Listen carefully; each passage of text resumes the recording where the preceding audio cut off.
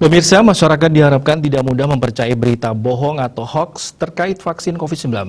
Oleh karena itu, masyarakat diimbau selalu mengecek informasi yang diterima sebelum mempercayai kebenarannya. Menurut Ketua Tim Penggerak PKK Provinsi Bali, Nyonya Putri Swastini Koster, saat ini pemerintah telah memulai program vaksinasi COVID-19 di seluruh Indonesia, termasuk juga di Bali. Masyarakat diharapkan mendukung program pemerintah dengan mengikuti program vaksinasi COVID-19. Program vaksinasi dilaksanakan pemerintah agar masyarakat segera terbebas dari pandemi COVID-19 yang telah berdampak pada semua sektor kehidupan. Oleh karena itu, masyarakat diharapkan tidak mudah mempercayai berita bohong atau hoaks terkait vaksin COVID-19.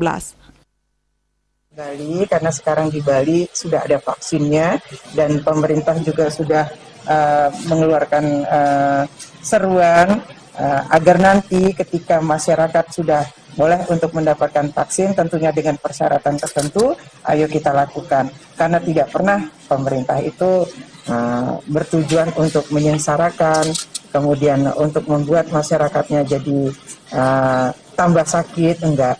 Karena apapun yang dilakukan pemerintah, itu tujuannya adalah demi kebaikan kita bersama. Karenanya, dengarkan apa kata pemerintah, sedikit dengerin hoax, cari yang benar-benar beritanya, begitu kan?